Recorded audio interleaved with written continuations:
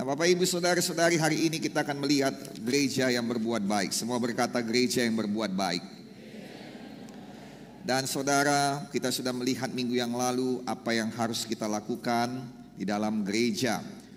Apa yang maksudkan dengan berbuat baik, mengapa berbuat baik sangat penting. 2 minggu yang lalu kita melihat kita harus berbuat baik terutama kepada Tuhan.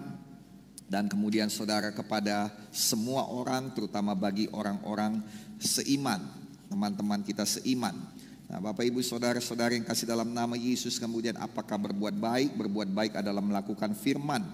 Dan Alkitab juga berkata, saudara, apa yang kau inginkan orang lakukan kepadamu, lakukanlah kepada orang lain, karena itulah seluruh isi hukum Taurat dan kitab para nabi. Seluruh isi firman ada pada ayat itu. Maka kalau kita mau orang lain melakukan yang baik pada kita, marilah kita melakukan yang baik kepada orang lain juga. Yang sukacita katakan amin. Nah, Bapak Ibu Saudara-saudari, kemudian kita melihat juga apakah itu melakukan perbuatan baik, saudara. Kita melihat saudara bahwa kita melakukan perbuatan baik dengan menjaga perdamaian. Tuhan kita adalah Tuhan yang melihat pada hasil, terlepas daripada niatan saudara, terlepas daripada semua tujuan awal. Tetapi kalau hasil akhirnya buruk, maka itu sama sekali tidak menyenangkan Tuhan. Sering sekali kita berpikir bahwa cara yang sempurna itulah yang dilihat Tuhan. Tidak. Dalam khotbah saya ini, khotbah saya tidak sempurna, tapi tujuannya itu jelas. Saya berdoa supaya gereja kita berubah, bukan hanya gereja yang mengutamakan kebenaran saja. Kebenaran tetap diutamakan. Yang setuju katakan haleluya. Haleluya. Tetapi juga gereja yang dalam melaksanakan kebenaran itu berbuat baik. Haleluya. Boleh kita berikan tepuk tangan bagi Tuhan Yesus. Mengapa kita harus berbuat baik? Karena dengan berbuat baik kita membungkam orang-orang bodoh. 1 Petrus 2:5. Sebab inilah kehendak Allah. Apa kehendak Tuhan? Ini dia, dengar baik-baik. Ini kehendak Tuhan, dengar. Sama-sama kita katakan, ini kehendak Tuhan. Yaitu dengan berbuat baik kamu membungkam kepicikan orang-orang bodoh. Kalau GKI cerdas, cara untuk membungkam orang bodoh bukan dengan cara mengajarinya. Capek kita. Capek kita. Saya sudah ajari minggu yang lalu. Bagi yang berkeluarga tahu, dia katakan begini, berdebat dengan istri itu adalah susah betul untuk menang. Susah menang berdebat dengan istri. Makanya saya selalu tanya, kalau dalam training pernikahan, saya selalu tanya, pernah berantem? Sering Pak, bagus. Ada yang pernah sekali datang pada saya, pernah berantem? Gak pernah Pak, nanti sana sebulan lagi berantem dulu. Pernah berantem? Sering Pak, bagus.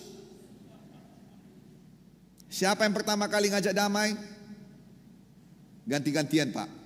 Saya senyum dalam hati saya, itu waktu pacaran. Kalau udah nikah, laki-laki yang selalu. Siap-siaplah itu. Berdebat dengan perempuan itu susah menang, tapi berdebat dengan orang bodoh mustahil menang. Maka gak guna kita ngomong ngajarin orang bodoh, saya gak guna, buat baik aja. Karena hasilnya akan dilihat. Kalau ada orang yang melihat GKI hari ini dan masih belum mau mengaku dirinya salah, itu bukan hanya bodoh tapi sombong. Dan saya beritahu pada saudara, sombong dan bodoh adalah kombinasi yang paling mematikan di dunia ini. Betul, saudara ketawa, tapi ingat baik-baik, jangan sampai engkau punya dua-dua. Satu aja udah payah. Satu aja udah rusak, saudara, apalagi dua-dua. Ya, mengerti katakan amin. Jadi tolonglah, bagaimana cara kita membungkam orang bodoh? Hasil daripada perbuatan baikmu itu membungkam orang bodoh.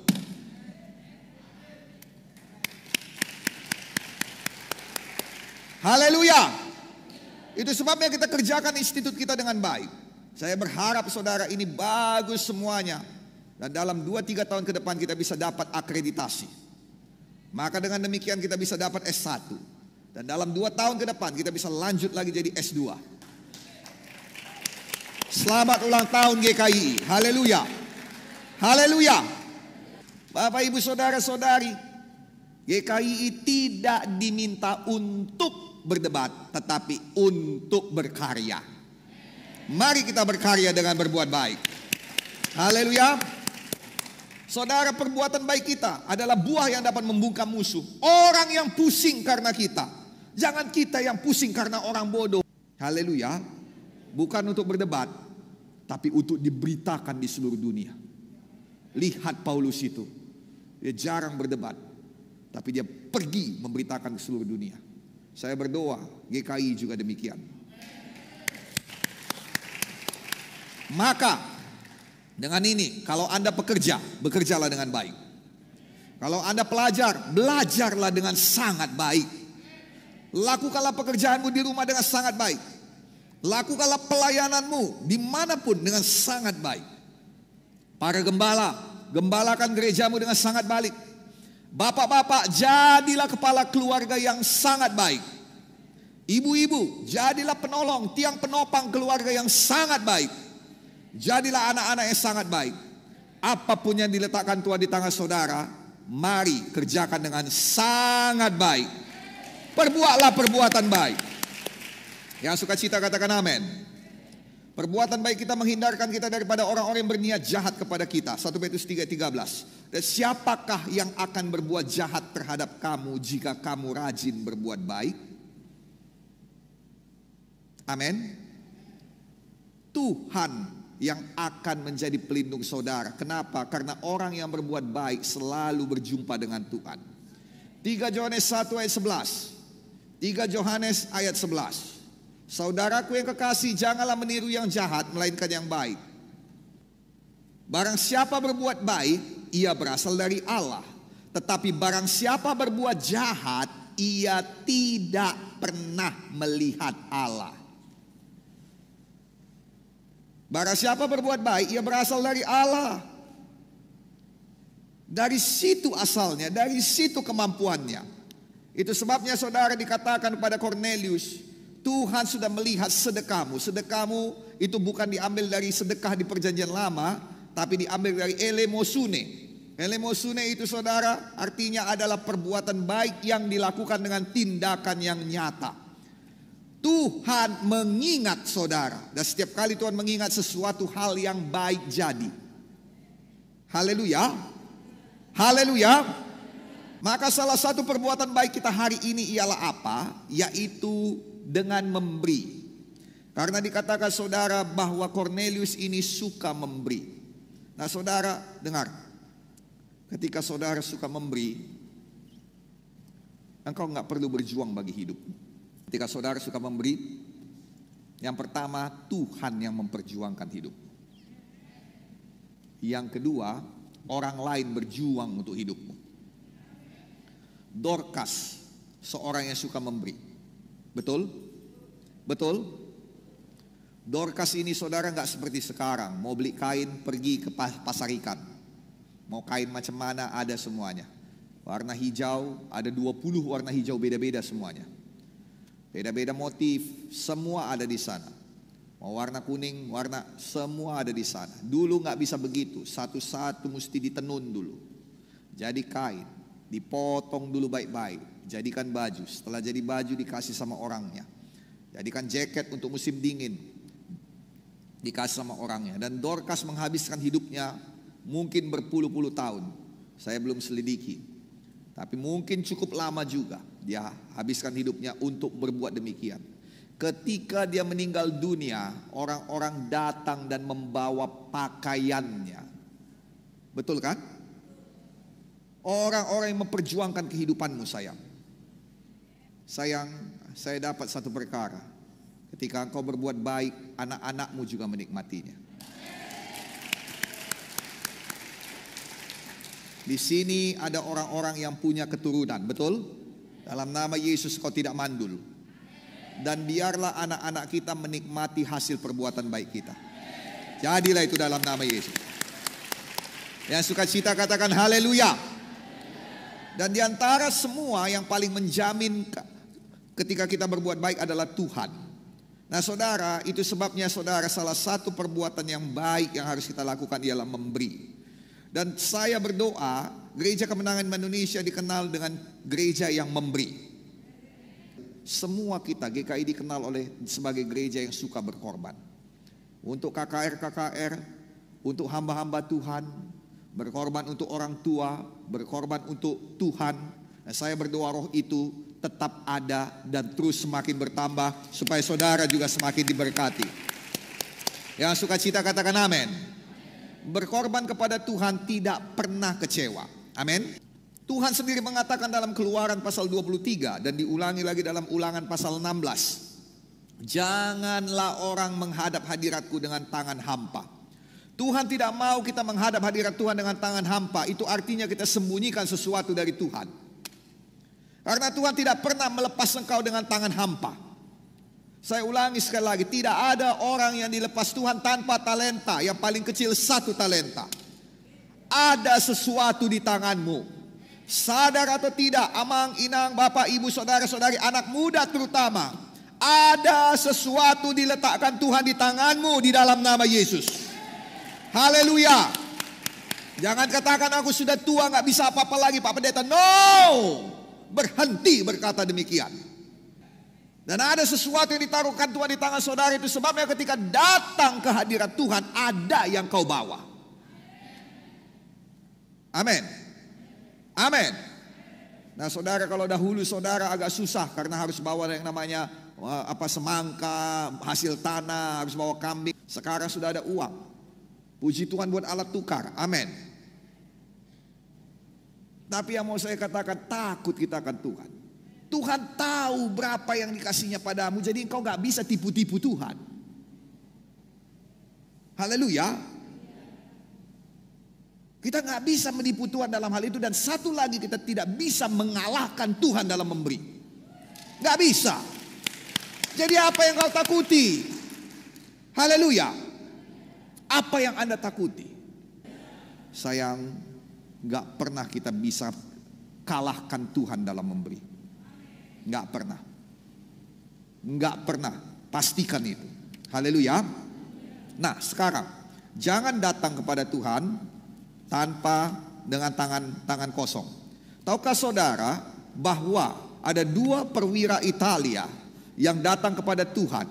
Dua-duanya segera dikabulkan Tuhan. Sorga kerja keras untuk mereka. Oh Yesus Tuhan.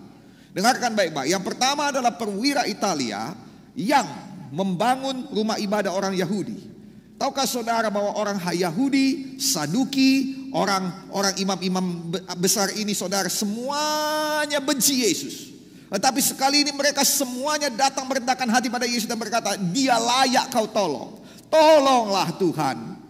Karena mereka membangun rumah ibadah kami. Tuhan Yesus tidak berkata, enak aja kau, rumah ibadahmu yang dibangun, sama aku apa untungnya? Enggak ada. Begitu dikatakan demikian, ayat selanjutnya berkata, Yesus pun pergi dengan mereka. Tidak ada perlawanan apapun dari Yesus. Tidak ada satu kata apapun yang menentang itu. Yesus langsung pergi dengan mereka.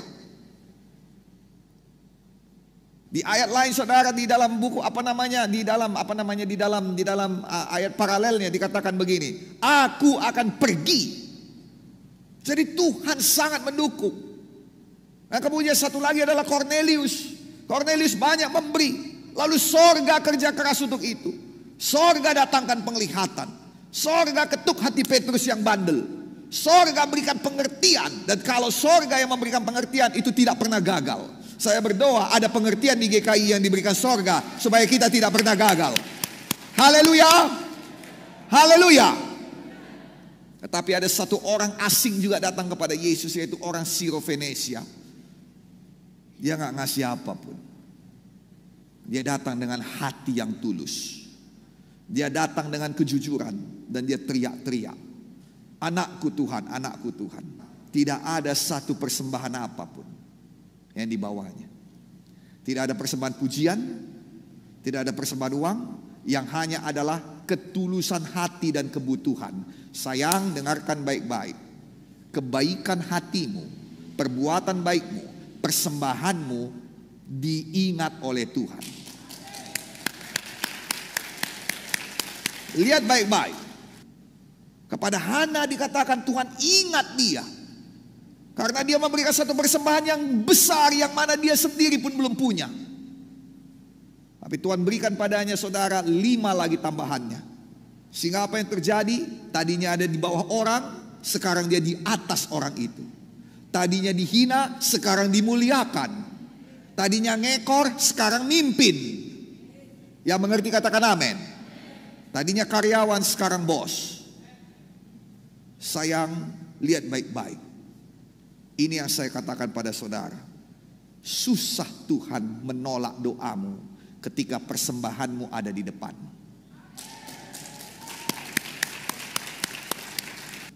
Bagaimana kalau kita ubah? Engkau kasih dulu persembahan pada Tuhan. Bukan persembahan biasa. Kalau persembahan biasa ya kolekte, enggak. Tapi sesuatu yang mengatakan bahwa engkau cinta Yesus. Haleluya. Selain persepuluhan yang adalah milik Tuhan, engkau tidak bisa kasih tahu kepada seseorang aku cinta padamu dengan mengembalikan apa yang memang punya dia. Kalau kita di GKI tahu bagaimana mendahului Tuhan dengan persembahan kita. Kau akan lihat langit-langit dibukakan. Susah Tuhan menolak doamu. Karena Alkitab berkata dia ingat engkau. Nah dengar. Ada beberapa orang di dunia ini yang gak pengen kau ingat tapi teringat terus. Kenapa? Karena kau berhutang padanya. Betul atau tidak? Itu menghantui engkau sampai engkau melunasi. Gitulah cara menghutangi Tuhan.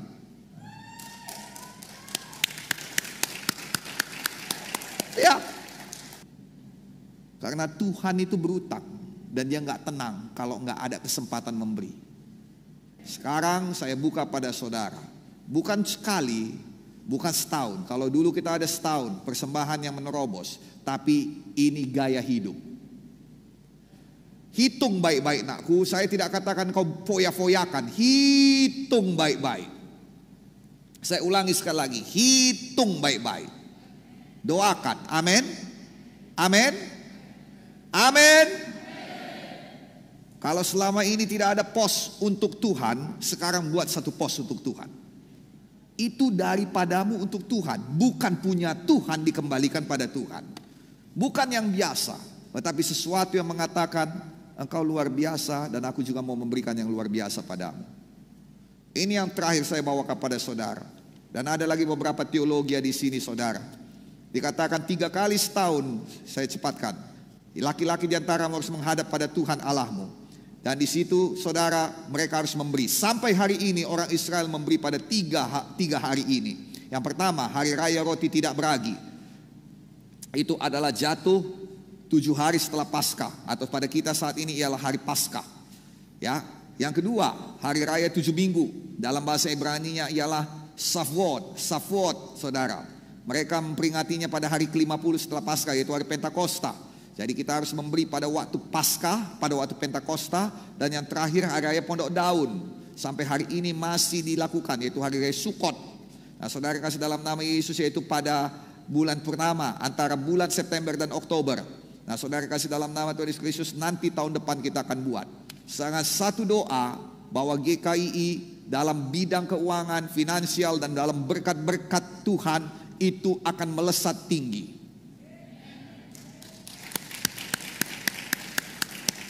Saudara, tidak pernah gagal sayang. Tidak pernah Tuhan kalah dalam memberi. Dan saya tidak mau melanjutkannya, cukup. Kalau kau punya iman, lakukan. Habis perkara. Kalau saudara digerakkan, lakukan. Kalau tidak, saya serahkan pada Tuhan dan saudara. Saya tahu Roh Kudus sudah bekerja. Satu perkara yang pasti, kita semua menerima kebaikan Tuhan. Dengan apakah kubayar kebaikanmu Tuhan? Jangan cuma hanya dengan puji dan sembahmu. Enggak sayang. Ada hal yang bisa kita lakukan. Amin. Saya nggak pengen anak saya datang kepada saya hanya dengan memuji-muji saya. Bapaklah bapak yang paling baik. Ya, mengerti katakan haleluya. Haleluya. Diberkatilah dalam nama Yesus. Diberkatilah dalam nama Yesus. Oh haleluya, thank you Jesus. Ini waktunya saudara diberkati, haleluya. Haleluya. Basahlah oleh hujan berkat Tuhan. Adalah di sana. Ada di sana ketika hujan itu datang. Basah kuyup oleh hujan berkat Tuhan. Yang sukacita katakan haleluya. Jadilah itu. Diberkatilah dalam nama Yesus. Ayo kita bangkit berdiri sama-sama.